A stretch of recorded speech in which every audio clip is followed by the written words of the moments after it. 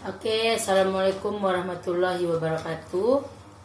Ananda semua, pertemuan berikutnya yaitu tetap dalam masalah materi kelompok sosial. Kemarin Ananda sudah belajar tentang dasar pengelompokan sosial. Masih ingat materi kita waktu itu? Ada 6 dasar pembentukan kelompok sosial. Pertama adalah faktor kepentingan yang sama, yang kedua faktor darah dan keturunan yang sama, yang ketiga faktor geografis, yang keempat faktor daerah asal yang sama, yang kelima faktor keagamaan, dan yang terakhir adalah faktor ideologi dan kenegaraan. Namun dari dasar pembentukan kelompok itu tentu butuh proses kelompok sosial itu sebenarnya memang tanpa kita sadari dia akan mengalir begitu saja. Dan apa yang sudah terjadi pada kehidupan kita pun itu sudah mengalir begitu saja, akan terbentuk dengan sendirinya kelompok sosial tersebut. Namun secara ringkas dapat disimpulkan proses pembentukan kelompok sosial itu ada karena adanya persepsi atau perasaan yang sama untuk memenuhi kebutuhan sehingga kita terkelompok pada perasaan yang sama tersebut. Dan kedua, karena timbulnya motivasi untuk memenuhi kebutuhan hidup. Misalnya seperti kita satu tempat pekerjaan, kita satu tempat mencari nafkah, itu namanya motivasi dalam memenuhi kebutuhan. Dan yang ketiga, sudah tentu terjadi interaksi sosial antara anggota masyarakat. Apabila tidak terjadi interaksi sosial, maka tidak akan mungkin orang akan tahu apa yang kita inginkan, apa yang kita mau. Kita butuh makan, kita butuh minum, kita butuh tempat tinggal, kita butuh baju. Pasti akan kita minta kepada, akan kita katakan kepada orang lain dengan cara berinteraksi. Dan yang terakhir terbentuk kelompok sosial dalam masyarakat. Itu adalah proses-proses jadi kelompok sosial. Kalau tidak ada kesinambungan, tidak akan terbentuk. Kalau hanya satu kali saja, memang dia bisa nanti dikatakan kelompok sosial, namun itu namanya kelompok sosial sementara. Kelompok sosial sementara itulah yang akan kita pelajari hari ini, yaitu pada bentuk atau tipe kelompok sosial. Tipe kelompok sosial itu Ananda, secara umum dia terbagi menjadi dua. Ada kelompok sosial semu, ada yang kedua tipenya kelompok sosial nyata. Namun yang kita pelajari hari ini adalah tipe kelompok sosial semu. Berarti apa? Tipe kelompok sosial itu yang bersifat sementara. Tipe kelompok yang mereka itu berkelompok tidak berkesinambungan, namun terjadi begitu saja. Dan di situ Ananda sudah lihat kemarin yang sudah Ananda resume, itu ada ciri-cirinya, ada tidak direncanakan, ada tidak disengaja, ada tidak terorganisir pada wadah tertentu, tidak ada interaksi, interrelasi dan komunikasi secara berkesinambungan, tidak ada kesadaran kelompok. Di situ orang akan berkerumun atau berkelompok, di situ dia tidak akan terjadi kesadaran, dia hanya kerasa ingin tahu saja. Dan terakhir, kehadirannya tidaklah konstan. Dari ciri-ciri tersebut sudah nampak oleh kita bahwa sifatnya adalah sementara. Dia tidak ada tempat, tidak ada waktu, dan tidak ada yang anggota yang secara berkesinambungan. Dari menurut cara terbentuknya ini, kelompok semu itu terbagi menjadi berbagai macam. Ada pertama namanya kerumunan atau crowd. Kerumunan atau crowd. Kerumunan itu adalah kelompok masyarakat yang terbagi menjadi 7. Nggak salah 7 ya. Ada berbagai macam kerumunan karena sifatnya sementara.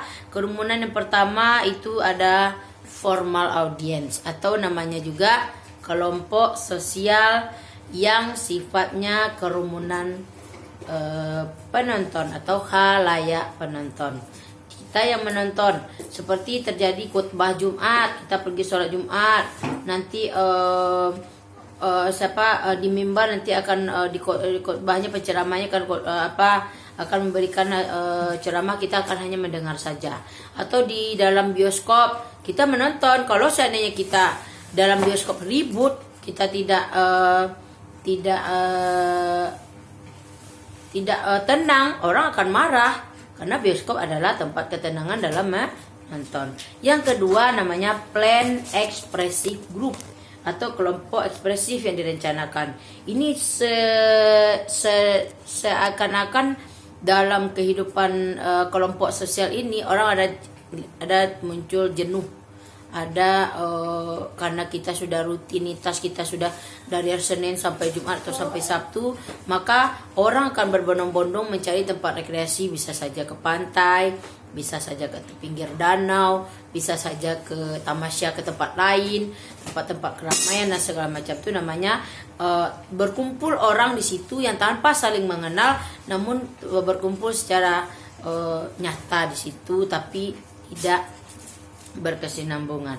Yang selanjutnya kerumunan sementara itu yang nomor 3, yang ketiga adalah inconvenient causal crowd atau yang memang sifatnya sangat sementara, sangat sementara. Inconvenient causal crowd itu ada kerumunan yang memakai fasilitas-fasilitas yang sama, seperti adanya antrian bis, menunggu bis, atau antrian beli karcis. Saat kita mau nonton bioskop, kita antri beli karcis atau beli tiket, atau mau pulang kampung, kalau mau lebaran kita antri beli karcis. Itu namanya inconvenient causal crowd. Antara kita dengan orang lain itu memang saling tidak kenal, namun dia terkumpul dalam satu wadah. Yang keempat itu adalah panic causal crowd. Nah, ini adalah keadaan kerumunan panik, di mana ini sangat ditakutkan oleh orang. Terjadi musibah-musibah banjir, kebakaran, apalagi kerumunan yang sifatnya menyelamatkan diri, kabur tanpa berseliweran, tanpa tahu tujuan. Itu namanya kerumunan panik. Yang ketiga adalah spectator causal crowd, kerumunan peristiwa, menonton satu peristiwa. Seperti kalau di kampung kita namanya TDS, Tour de Singkara. Kita berbondong-bondong menonton orang bersepeda, ada bule-bule datang ke tempat kita, itu namanya kerumunan penonton.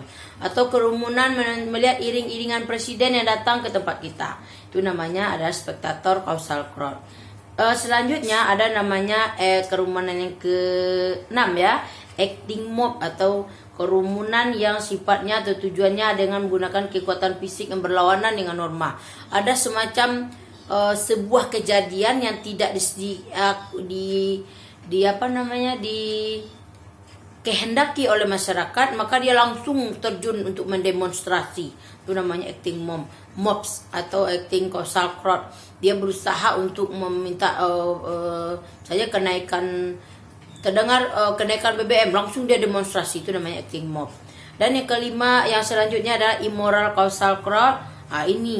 Ini adalah kelompok sosial yang sifatnya kerumunannya itu adalah kerumunan yang berlawanan dengan nilai dan norma, seperti kelompok orang-orang mabuk, orang narkoba, ya memang semacam tidak sesuatu yang tidak baik, tapi dia berkelompok dalam hal tersebut. Terkumpul aja mereka karena mereka saling tidak suka dengan keadaan seperti itu.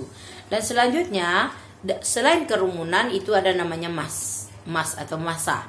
Massa adalah kerumunan, tidak kerumunan ya, tapi kelompok sosial sifatnya sementara, namun sudah ada sedikit diperhitungkan atau direncanakan.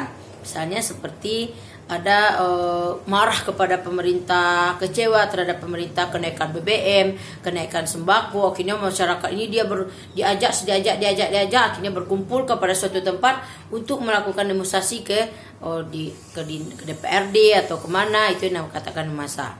Yang ketiga, berbeda dengan publik. Dia sama-sama mendemonstrasi atau menyampaikan sesuatu, tapi wadahnya beda. Kalau publik itu mereka membuat semacam media terkumpulnya itu di mungkin satu wilayah Indonesia atau bagaimana, tapi dia terkumpul dalam memakai media.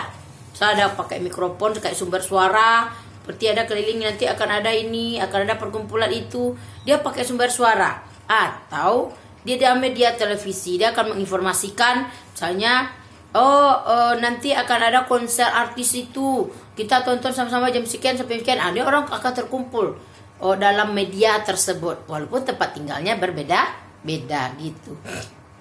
Oke, Anda semua, Ada tambahan lain seperti kelompok semu ini. Kenapa dia juga dikatakan kelompok semu? Dia ada namanya geng. Geng itu adalah kelompok kecil yang mempunyai latar belakang sama, seperti hobi atau gender atau sekolah, tapi dia tidak berkesinambungan. Sifatnya seperti ini, misalnya karena dia hobi pergi nge-gym, dan bahasa kita sekarang ya nge-gym ya, kita akan berkumpul tempat fitness tersebut. Nah, tapi antara kita dengan orang lain, kita terkadang tidak saling kenal, namun kita sudah terkumpul pada suatu tempat tersebut, walaupun nantinya berikutnya kita tidak akan bertemu lagi. Itu yang dikatakan dengan geng. Dan yang terakhir adalah klik, kelompok sosial yang tidak terstruktur tapi memiliki kepentingan sama.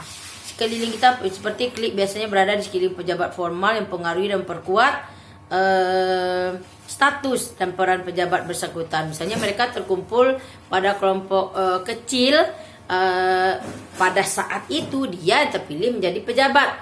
Namun setelah itu, setelah dia lengser, dia berubah lagi menjadi pejabat lain, atau mungkin dia akan turun. Atau juga contohnya seperti kelompok kecil petani. Petani tersebut akan mendapatkan dana, akhirnya dia berkumpul kelompok-kelompok kecil pada suatu tempat, karena mereka merasa senasib dan seperjuangan. Begitu.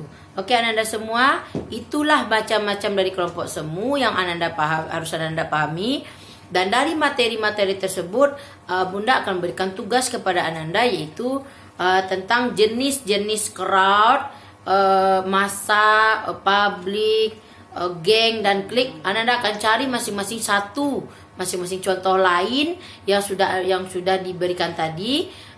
Nanti akan Anda kirim, akan Anda catat, dikirim melalui PDF, Anda kirim ke forum tugas, bukan ke forum. Nanti akan dinilai. Terima kasih Anda semua. Selamat siang. Assalamualaikum warahmatullahi wabarakatuh.